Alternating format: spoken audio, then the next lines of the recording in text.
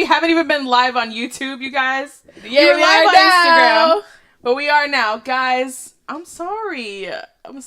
There's just a lot. There's so many factors in this broadcast. Every time I think that I'm ready, there's something else. We're too excited. We're too excited. That's what it is. To talk about this movie.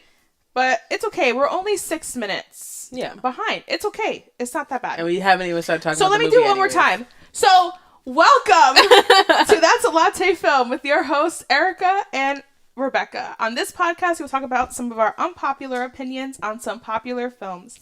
So grab a cup of coffee, relax, and join us. We already thanked Timothy for the intro. We thanked Isaac Morales-Hernandez for camera operating, and my dad, Jack Maldonado, for sound engineering. Okay, so let's get into it.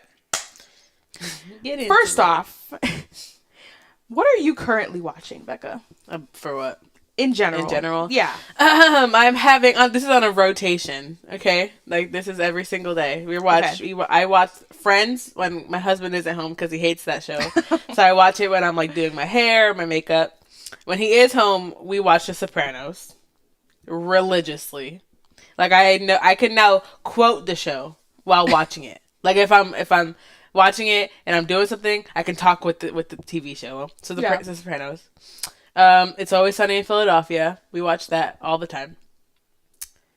He watches South Park. I hate South Park. I've never seen South Park. It like a couple episodes are funny, but then other episodes I'm like, that is not funny. Like, it's just annoying. Yeah, I don't know. Nothing about it seems. I'm also trying to start watching finish like the new season. Oh yeah. But I watched the first episode and I was like, this is a lot. It's very different. It's very different. And they introduced so many characters in the first like 20 minutes of the show, and I was like, this is a lot. I just want to take a nap. Like, I wasn't trying to do all this, so I just turned it off. Yeah. I mean, on that note, part 2 is out. Yeah. Today. Yeah, and so I need even to watched see that. part 1. You haven't seen the whole... Okay, so you haven't seen the whole thing. You? You haven't seen the previous seasons? Yeah, I've seen the previous season. Yeah. This season is really different because it's more of like a... It's always a mystery, but I feel like it's more of a like Sherlock Holmes type vibe. They're in London now. Yeah. Like, I know he's running, but like... Yeah. Even weird. My coworker said she was having a hard time getting through it because it was just like not like the other shit. It's not the same. Yeah, the whole thing is that he's a stalker. So like, why are we trying to do a whole mystery vibe? No. All right. Well, what are you watching right now? Okay, so You is one of them, and I'm gonna have to watch part 2. I'm also watching for TV shows. The Last of Us. Oh, Pedro Pascal. Okay, don't even start because I don't understand. You don't think he's attractive? No. Have you seen Game of Thrones? Yes. Have you seen him in Game of Thrones? I just found out that he's in Game of Thrones. Yeah. I just found out. Yeah. But yeah, don't listen to her. I don't find the appeal. You know my coworker Melissa? Yeah. She would be rolling around. She's not in a grave, but if she was in a grave, she'd be rolling because she is in love with that man. Like, I have to send, every time I see Pedro Pascal on my Instagram, I have to send it to her because she loves him. Are you serious? I'm so serious. I mean, he's all over my like Instagram stories. People keep posting him. He's also super funny. He is a funny dude. That also, he is funny. I agree with that. It's always a factor. I don't and understand how you don't I keep trying to see it. I'm pretty sure our cousin Hannah also thinks he's attractive. Oh. So. Gosh. Lord. I don't know. Because I'm pretty sure she posted like a picture of him on her story the other day or something. And I was like, period.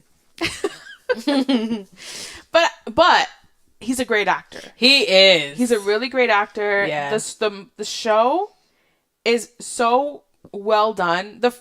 But be aware that the episodes are very long. Like, the first episode was an hour and 20 minutes. It was like a movie. I don't know why they do that. Like, if that's the case, just make it a movie. If you're going to make me sit there for an hour and 20 minutes. An hour and 20 minutes. But it was good. It was good. Normally, I don't like zombie apocalypse types things. But it's really, really good. What else am I watching? The other day, I was driving home from work, and the thought came up of, like, what's my favorite comfort film? And I was having such a hard time figuring out what it is. I don't know if I have one. I will say that I do like the B movie. I do watch that movie a lot, but I also quote it. Yesterday I quoted it to Chris because he killed a bug on the windshield. Aww. And I was like, don't kill no more bugs. I don't think I don't watch movies that often anymore. So I don't know if I have a comfort movie. I've watched Scarface like a million times. But that's not a comfort film. Not for me. Like I don't see it as a comfort film. Okay, so then I had to do a deep dive into it because there's so many movies, and then originally I thought maybe Disney, but I feel like Disney's in its own category. Yeah, that's not really. I don't think it's a comfort movie for everybody. Yeah, I don't think Disney. Okay, don't be mad at me. Disney is great, but I don't think like on the grand scale of all the movies that Disney is like oh my gosh, is the best movies of all time. Like cinematic masterpieces, Disney. I mean, in who is then? Who would you say is? Because like when you look at, like Paramount and Universal and like all these other studios that are making movies, I just feel like Disney is, and the animation is like in its own category. I don't know. I don't know about that one. I'm sorry. I'm just trying to think about it. But anyways, because on that note, okay, yesterday I was watching The Devil Wears Prada. I've never seen it. Is it good? It is so good. See, I like movies like that. Like the movie, He's Just Not That Into You. Wait, what did Elias say? His comfort movie is The Matrix? The Matrix. For me, it's Norbit. What is that? Oh, with Eddie Murphy? That's such a random... The Matrix? It's a comfort movie? The Matrix? I've never thought of that. Yours is as a comfort movie. Is it Batman? Yeah. Or so Superman. My dad is a Man of Steel. That one you're always watching. Man of Steel. Yes, my dad has watched Man of Steel on repeat. That one and Gladiator. Gladiator is a comfort film. I don't understand. That movie is so violent. Oh wait, Pedro Pascal was in Narcos. Yes, that's what it was. Narcos. He was in Narcos. Oh my gosh. Yeah. Oh my gosh. Really good too. Yeah, I've seen that one. See, he's a good actor. Mm-hmm. He's a good actor, but the attraction, I don't understand. I'm sorry. I don't understand how you don't understand. I don't understand. Okay? No. But anyways, so I was watching Devil Wears Prada, and I was like, maybe this is a comfort film. Yeah, I like movies like that. Like How to Lose a Guy in 10 Days. I love that movie. I love that movie. It is so good. Yeah. I like that movie. He's Just Not That Into You. Like movies like that, like rom-coms. Yes. Like, I don't know why. Not much thought that needs to be put into it. I don't have to like Game of Thrones, you have to really sit there and pay attention to what's going on. I don't have to do that with those movies. I can just sit there and relax. This is like, you're just like for giggles. Yeah, for giggles. Meanwhile, it's good. Meanwhile, Chris, Scarface, comfort movie. I don't know why. But every time we sit down and he's like, what do you want to watch? And I don't be like, I don't care. Scarface. Scarface. Every single time. Say hello to my little friends. And then I'll come home and he'll be watching it. And the amount of times Cuddled I've up seen in his blanket, like in the dark. I don't understand why that's a comfort film for him. Nah. Oh, what about The Godfather? You like The Godfather. Ooh. Okay. I thought about that. Yeah. The Godfather did come up in my mind. I was like, maybe The Godfather is a comfort film for me. Because it's like, it's not very... It has its moments of, obviously they're killing people. Oh, I know what my comfort film is. Yeah. But go on. But it's also like it has this very calming moments too. Like the music in the background. I don't know. I guess so. The scenery. It's very nice. It's very nice. Moonstruck. Moonstruck's a good movie. That's good too. Natalie said, or any Adam Sandler movie. Yeah, those are funny. The movie I recently saw with Adam Sandler was Anger Management, with him and Jack Nicholson. Oh, yeah. That's a good movie. I was going to watch that funny. the other day. That movie was funny. I was going to watch that the other day. I don't think I've ever watched it. What? Anger Management. Really? I don't think I've It's seen on it. HBO. Okay. It's I'm going to have to watch it. But my comfort movie is any musical, in existence. Mamma Mia, Rent, all of them. But Funny Girl is my comfort movie. Ooh. A little bit of Barbra Streisand. That's a good one, though. Mm-hmm. That's a really good one. That is my comfort movie. It's a sad story overall, but it's the music for me. The thing is, though, with musicals, I love musicals, but I don't know. Sometimes they're a lot for me. Like, They're to have really to sit long, there and just, like, not have to think about anything. I don't know. It's always fun to me how they randomly just break out into song. But the only musical that I've ever really not liked was Les Mis. Like, that's just not... It's depressing. It's depressing. It's super long. It's... no. It's just not for me. But another movie that I watched that I need people to watch, okay, is it's kind of, in a way, it kind of feels like a comfort film, but then it's not all of a sudden. And I've told everyone that I know about this movie so far because I was very confused. Ooh, Grease. That's a good comfort film. Yeah, you're right. I like Grease. Grease is a good one. See, it's always musicals. Musicals are always very... So... What's this movie? There's a movie that, as a matter of fact, this Sunday is the Oscars, you guys. So catch up on your movies that are out right now. But right now on... Where is it? The Banshees... Oh. Initiative. I've told everyone about this movie.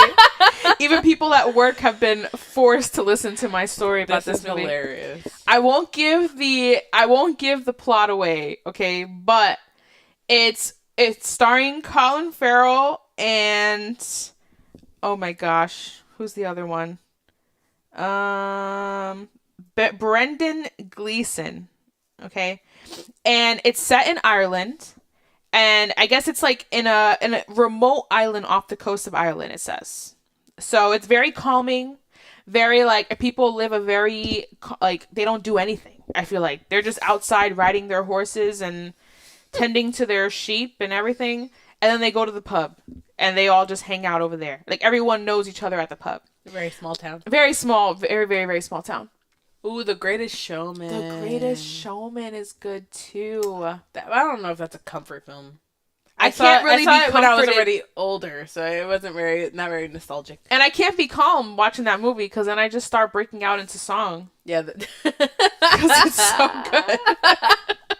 All the songs are very much so like it's crazy.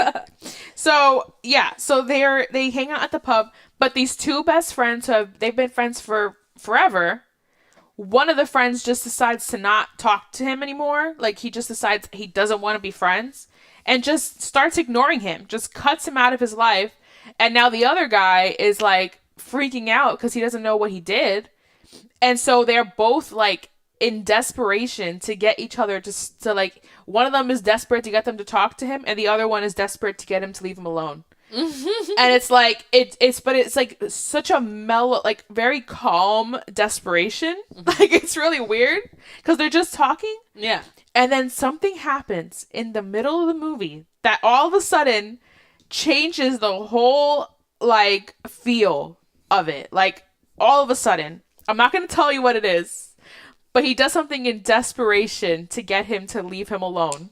Yeah. And it goes crazy from there. So you guys need to watch it. I tried to watch it as like a comfort film to go to sleep because it seemed like that kind of a movie. And then it wasn't. No. So don't watch it before bed. Right. Okay, that's my tip for you. Right. All right. But that's what I'm currently watching. And now we're going to get to the main topic of this episode, okay? Mm-hmm. Now, if you haven't seen it, just beware. There might be some spoilers. Now, if I already said this to our camera operator, Isaac, who hasn't seen the movie. Oh. This movie has been out forever. For a very long time, okay? Forever. I'm sorry if we're spoiling this for you, but you also should have watched it by now. It was out in 1994, this movie, okay? And it stars Morgan Freeman and Tim Robbins, who I don't really know. Me either. Other than this movie. Me either. But the movie is called Shawshank Redemption. And Becca already has a lot of feelings about this film. I have a lot of feelings. Only because, though, this movie is 2 hours and 22 minutes long. Okay? I dreaded watching this movie all week. I watched it last night. Sorry. At the latest time that I could to know that I would stay awake to watch it. But then me and Chris made a deal. We were like, all right, it's 2 hours and 22 minutes. You had to make a We're deal? not gonna, I don't feel like watching the whole thing. I want to watch the whole thing tonight. So we literally sat, we were like, all right, we'll watch I told him, I was like, I'll watch the first hour tonight. Tomorrow morning I'll wake up early. And while I'm getting ready, I'll finish watching it. We watched the first hour. Chris is like falling over. Odie went to go sleep in a different room. He didn't even stay in the living room. Even Odie was like, this is terrible. I had to sit up and I'm watching it and like I kept pausing it. I was like, we must have hit an hour. Every time it was like 38 minutes, 40, 45 minutes. And I was like, we're still not at the hour mark? Are you kidding? Oh, gosh. Are you kidding? It hits an hour, we turn it off. We start watching something else. Chris falls asleep. And I was like, I'm just going to watch it. I just finished watching it last night. Oh, I'm this sorry. Movie is super long. It's very long. It's very much so detailed. It's a lot of talking. Isn't it a Stephen King? Yes. Yeah, which it's I very very much know. so Stephen King. Like a lot of details, okay, a lot of scenery. If you didn't know, does it really seem like a Stephen King movie? Yes. Why? Because it's super long. And super detailed, like the voiceovers of like Morgan Freeman whenever he was thinking and he was just talking out loud, like not talking out loud, but like narrating. Yeah, that's very much so Stephen King. Is it really? Yeah. Every time I think it's also set in Maine. Oh, and all of Stephen King's books are set in Maine. Oh, but every time I think of Stephen King, I always think of horror. I guess so. Yeah. I was not prepared for this to be a Stephen King book. Yeah, because he wrote the book. And I didn't know that until I started doing research on the movie. Out of 10, for length, man. 0. But for like how good the movie was, I give it like an 8. Oh, it's pretty good. Okay, yeah, it wasn't bad. The movie wasn't bad, but like I hated how long it was. Okay, yeah. Well, okay, I understand that. Yeah, it does kind of stretch itself because there's a lot of. I don't know. There's not really a lot of quiet.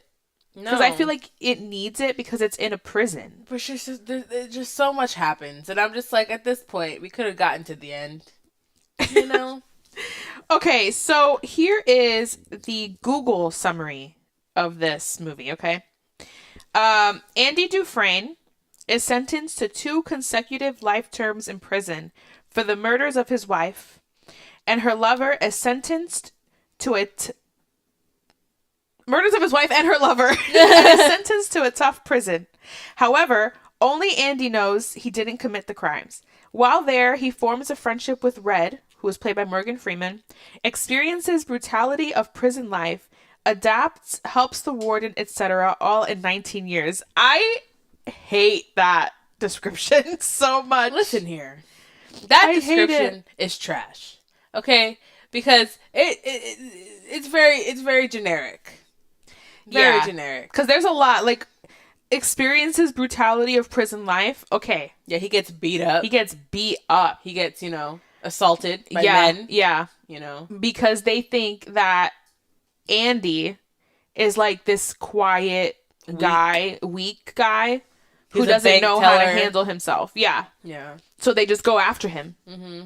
And he doesn't really fight back at first. Or he does actually fight back. He does. But he can't really. It was like 3 guys. There's like 3 guys, yeah. He wasn't going to be able to fight them. Yeah. But then he becomes like the one in charge. Yeah, pretty much. There was like this work. So it's like a whole bunch of men in the prison. There's like this one group that this movie focuses on that they're all friends or whatever. And then like Andy becomes friends with Red because Red is a guy who's able to get anything that you need outside of the prison. And so, which is played up by Morgan Freeman. But Andy, like, he used to be a bank teller outside of prison, so he knows about money. So there's this one guard who was like who beats up the prisoners. Like he killed a prisoner like the first night that he was in jail because like he just was being loud. And the prisoner's brother died and left him $35,000, and he was like being annoyed about the fact that he has to pay taxes and da da da da. But then Andy helped the guard out and told him that if he gives the money to his wife as a gift, the IRS lets you give a one-time gift of like up to $60,000 tax-free. So he helped the guard, so then the guard was on his side after that. And then he was able to like get the prisoners beer and all that. So like they ended up like feeling like they owed him something. So they all became friends in the end. But he then ended up like, because he had such good financial wisdom, all the guards were going to him for him to do his taxes. They started leaving him alone a little bit more. They gave him a lot of authority. Let him he started writing letters to the government to get more money for the prison so he can open a library. So he just like fixed up the prison. Yeah, he does a lot. Are we going to say our own summaries? I'm thinking we can do a... You know what? Yeah, let's just do it. Yeah? Let's do it. I'll give you my summary. All right. I'll add stuff into yours. A dude sees that his wife is cheating on him with a golfer. Mm-hmm. He allegedly kills them, and he gets sent to prison for life. Okay, he then becomes the boss of the prison, like I just said, because he has a lot of financial wisdom.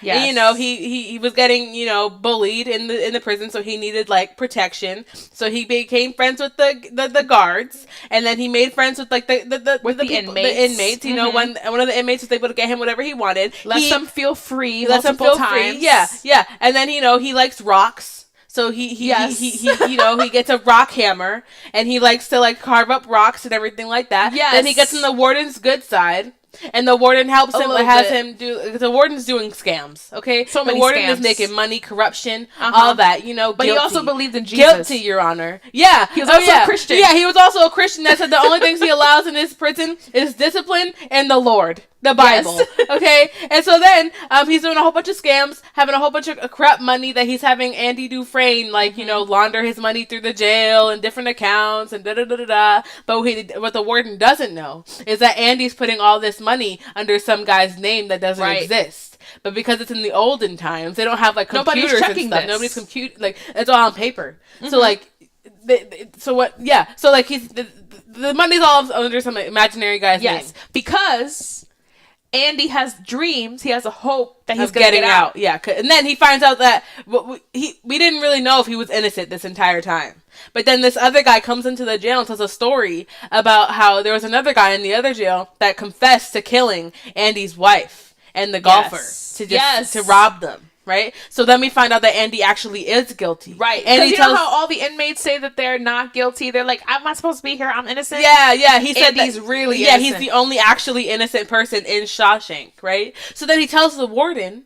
The warden ends up killing the guy who is the witness to knowing that Andy didn't kill his wife. Just so he can keep Andy in jail doing his dirty work for him. Mm-hmm. And Andy said, absolutely not. I'm tired. I am getting out of here. But all to find out in the end, Andy used that rock hammer to make a hole, a tunnel, like a little tiny rock hammer like this. He dug a hole out of the prison through the 19 years and escaped from prison. That is what this whole movie is about. Basically. 2 hours and 22 minutes of my life. To find out that all he was doing was trying to escape the prison. And he ended up like messing up the warden's life. Like he there was like this ledger that he had to like write all the stuff in. He ended up like getting a copy of the book and like switching it and giving the one that was like, I guess, had nothing in it to the warden. And when Andy escaped, he took all that stuff and sent it to the newspaper and got the prison in trouble. And the guard that was beating everybody up got arrested, and then the warden ended up killing himself because he just wasn't gonna make it in prison. Like they were all definitely not. They weren't gonna respect him. Yeah. At all. So that's basically the story. Yeah. That's basically the whole thing. Andy Dufresne goes to prison and then escapes. Period. Because he's innocent. Well, okay. Now here's the thing. So he's innocent. They know that he's innocent, but they won't let him go. Yeah. So because he's such an asset to the prison. To the prison, yeah. So he still has to find a way to escape. the prison, which is crazy to me because But they can have we full talk about proof. the escape? Because I have so many problems with it. Okay, yes. I have so many issues with the way that he escaped. Okay? Okay. All right. He covered up the hole with a poster. First, it was like some lady in a movie. Then it was like Marilyn Monroe, and then like a different lady. Yeah. But he covered up the hole with this poster. How in the world did nobody know that he was digging a gigantic hole?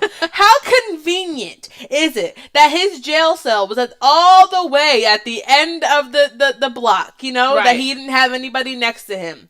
How in the world did he get all the way down to the bottom and climb all the way back up to the top in his cell every single night with nobody hearing him? How? How? How? I want to know how, because when you watch this movie, the hole is not big. Like, it's not a very big, like, you know, tunnel. It's like very much so like on his shoulders, like he's having to go through. Yeah. So you're telling me he wiggled back like a worm to get back up every day? Every day. You're bugging. And how deep? Like, how is that possible? Right. That's not possible. It's not possible. And let's talk about how the chisel is like this big, dude. Like this big. It's tiny. It is so tiny. You mean to tell me that he chiseled through prison walls 19 years worth? For 19 years. And didn't have to get a new hammer? I personally would have given up. If it was me, I would have been like, you know what? I'm just stuck here for life. Right. I'm just going to make myself...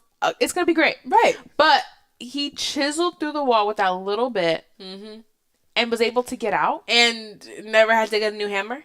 And never needed a new hammer. But for me, really the part for me was the fact that the hole was so small. How did he get back up without making noise every day? You know? Like, right. How? There was no, like... You can't tell me the prison wasn't quiet in the middle of the night. Right. So you didn't hear any, like, shuffling. Or, like, shaving. Or like rocks falling. Or... I just want to know how he got back up. Kind of prison guards. Because of how, like, it was so tiny. Like, if you don't want to watch the movie, just go to the end. Okay? And just watch Andy go through this tunnel. Yeah. And you're going to be like, how did he get back up every day? Also, how did he know where to go when he escaped? Like, he knew eventually there was because then he goes to the tunnel. He has to break open a pipe to go through the pipe where it's all the sewage sludge and stuff, like, you know, where everybody's poop goes. And he has to go through there, climb through there, and eventually get, like, put into, like, a retention pond. And he eventually escapes, right? He had tied the actual ledger and, like, all the papers that he had in a bag on his foot, in a plastic bag. How did that not get ruined and opened? I have a lot of issues. There was a lot of things in the movie that I was like, okay, how... I know that this movie is set, in, like, 1940s or something like that? I think that's the time period. Because... Yeah, 1947. 1947. Okay, so obviously it's a different time, you know. But remember the part that he somehow gets them to have beer in the prison? Like, they're just all sitting there drinking beer together. On the roof? Yeah. Yeah, he did that because he told the guard about the $35,000 thing. He said, the only price I'll charge you is beer for me and my friends on the last day of work outside here. So he got them all beer. That was crazy to me because, right? Because he doesn't drink, right? But, well, not according to the beginning of the movie. Because in the beginning of the movie, he was, he gave up drinking after that. Yeah. But I just don't believe, like, that was just very unbelievable to me that he was able to make that kind of a deal with a guard. Like, I understand the whole financial thing. He's helping them financially. But the guards are so mean. Like, they're so aggressive. But that one day, they were just like, yeah, sure. No, I believe it. We'll agree. And they let every single one of them have a drink. Corruption in the government. Period. I found it very hard to believe. I was like, I believed it. I was like, weird. He just got him to save all $35,000 of his money. He's like, beer is nothing. Yeah. Like, they already break the rules and beat the prisoners. So, like, they're not going to be hesitant to break a rule and give them beer. Especially since they're doing life in prison anyway. Like, I mean, yeah. Oh, you know what kills me? You know what makes me die? Is that when, like, you know how, like, recently the Murdaugh murders that were, like, all go, like, that on Netflix, that documentary came out? You know what I'm talking about? Yeah. Okay, you know how he just got sentenced to prison? The dad? Yeah. But you know how they be like, okay, you're gonna serve 2 life sentences, and they're gonna be served consecutively. That makes me die. Because I'm like, dude, they're gonna die in prison. Like, you're gonna tell me, like, oh, they thought, oh, I'm gonna do 1 life sentence, get out, and then do my other life sentence. Like, obviously, they're gonna be consecutive. Like, I'll be getting out soon. Yeah. I'll get a little break in between. And then I'm gonna do life again. Like, what? That makes me laugh so hard. Whenever I watch, like, a judge, like, sentencing, and they're gonna be served consecutively. They really make you feel it. That's the thing. Yeah, it's the principle of the fact. Yeah, they're like, you're done. You took 2 lives, you're gonna serve 2 life sentences consecutively.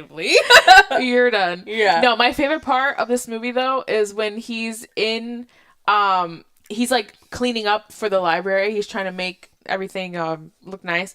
But then he grabs the what do they call it? I guess it was a record player.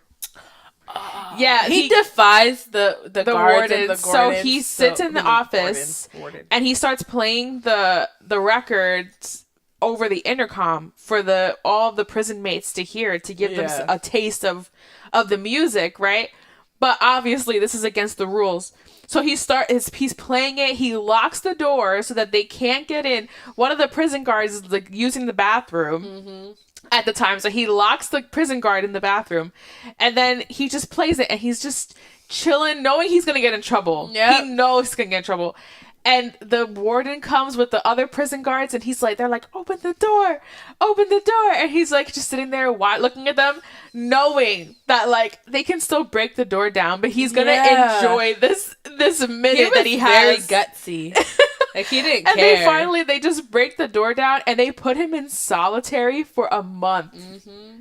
For a month. If there's one thing that I really like about this movie is that they show prison life. Like, they show what it's like. How bad it is. You know, and they all, like, are there for bad things that they did. Like, they share that with each other. Like, you know, what are you here for? What are you here for? And then, but Andy's always like, well, I didn't do it, but this is why I'm here. But they didn't believe him. Yeah, they're always just like, oh yeah, everybody here is innocent. They're like, oh yeah, Andy, okay, yeah, you're innocent. But then the one character, Red, he actually says that he is guilty. Yeah, like, he's guilty. He's the only guilty man in Shawshank. You know? He admitted that he murdered somebody. But like, I think it's really cool that they show a lot of what they go through, and I think Andy gets kind of the worst of it just because he's really defiant and like really intelligent too, like very strategic. So the warden doesn't like that about him. No. So he does whatever he can to break him. So he tries to put him in solitary, and all the other inmates are like, dude, like, just stop. Like, just stop fighting the warden because we don't want you to have to go back there again. Yeah. And he's like, he gets back out of solitary, like whatever, like, yeah, I'm fine. They're like, he did a month. He was like, the easiest month. They couldn't break him at all. Yeah, like, but like you could tell her solitary is terrible. There's no light in there.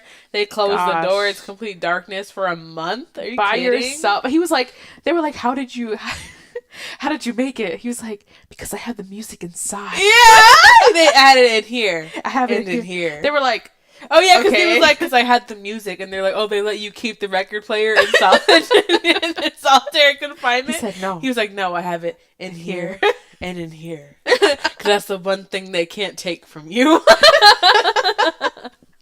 I was like, it was a good movie. Crazy. Like, overall, it was just super long. Yeah, like super like slow, and it's really inspiring. It's an inspiring film. Yeah, because like he ends up. So Andy has a conversation. What do you mean, how? What did he say? I said it's inspiring, and he said, how? It's the movie is about hope. Okay. They have hope on the outside. Okay. Yeah, because Red was trying to tell Andy the whole movie that hope is a dangerous thing to have when you're serving life. They can chisel their way out. Yeah, when you're serving life in prison, hope is a dangerous thing to have, because Red kept going up to the parole board every single year. He had been in prison for 40 years. And they kept denying him. And so, like, he was like, I'm never going to get out. And then Andy told him, like, the night before that he was going to escape, that if Red ever gets out, to go, like, all the way to Fort Knox, Texas, go all the way to this tree that Andy proposed to his wife at. There's going to be some volcanic rock, and there's going to be something underneath. And so Red ends up actually getting out of prison, finally. And he was, like, really depressed out of prison. They also showed that aspect of prison, that when they get out, they don't have anywhere to go. Yeah, they don't know how they're going to live outside. They're afraid when they're outside because they don't know anything. They don't know how to do anything. And so Red was about to give up on life, but then he decides that he's going to go and he's going to go find that tree. He finds whatever is underneath the rock, and it ends up being a letter from Andy when he got out of prison saying, like, come meet me somewhere in Mexico and we can, like, work on this project together or whatever. Yeah. And so that's the end of the movie, that Red ends up finding Andy in Mexico. Yeah, and they basically, like, the rest of their lives. Yeah, they're going to spend the rest of their lives together. How cute. In Mexico. Yeah, it's a really cute ending. Yeah. It's nice. It is very long. I had to watch it. I do have to watch it in two sittings. Yeah. Because it's a lot. But I decided, when Chris fell asleep, I was like, I'm not going to want to wake up earlier tomorrow. So I'm just going to finish it now. Aww. Well, too long. Well, that's Shawshank. Yeah, it's not anything special. Like, it's just, 2 hours. It's a good movie, it's 22 minutes of my life don't listen to that her. I'll never get back. I requested this movie. Yeah. Because I was very upset about it. Shawshank Redemption, okay? Now, do I watch it a lot? No. This is the first time I watched it. I watch it every so often, but every time I watch it, I love it.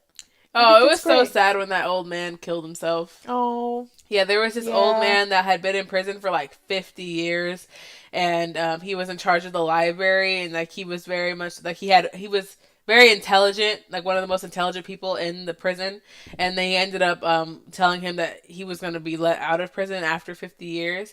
And he was freaking out because he didn't want to leave. Like, this was his home. This is all he knew. And so he tries to kill one of the other prisoners because he's like, this is the only way they're going to let me stay here. Like, I don't want to go. I don't want to go. He ends up getting let out of the prison and putting into, like, this halfway house and giving a job at the, like, bagging groceries. But like, 50 years in prison, he was 50 years younger, and they didn't have cars, didn't have anything. And so he was very much so like an alien and out in the world. And so he ended up getting so depressed that he kills himself. He hung himself because he was just like, I don't like being out here. I want to go back to prison. It's so sad. Which is crazy. It's so sad. So crazy. Well, you guys, that's all I have. That's all I got to share about this movie. Time-wise, 0 out of 10. But the movie was an 8 out of 10. Can you sense the silence? I love this movie. Yes. I see it every time that it comes on TV. Why? As you should. No. It's such a good movie. This is like a movie you watch once and then you never watch it again. No. Yes. No. Yes. Yes. This is a movie that I will never watch again. Not willingly. Somebody would have to like tie me to a chair. Guys, go watch this movie and tell Becca she's wrong. No, thank you. That it's a really good movie. It's not, though. Okay. Well, anyways. So, we're going to have another live next month, okay? Be sure that if you want to win the free ticket, you need to fill out the form that is on our YouTube live right now, okay? So if you want that opportunity, you need to go fill out that form. If you want the opportunities going forward to know when there's a live and when there's free giveaways or anything like that, send us a message on Instagram, or you can send it. Yes, exactly. Send it to us through Instagram on That's a Latte Film, or you can send it to my personal Instagram too. That's fine. Or you can just leave it in the chat now. But the Google form is there right now. You can fill it out, and then I will send you the free ticket through your email. All right, you'll get one for one movie, for one person, okay? I can't buy one for your entire family, but for one person, okay? We will have another live next month. I'm not sure the date yet, but keep an eye on that. I do know we're going to have 2 episodes in April. This month is just going to be 1, okay? But yeah, follow us, subscribe to stay updated on stuff coming up. All right, you guys? Yeah. Thank you so much for watching, and as we always say, we love you a latte. Bye. Bye.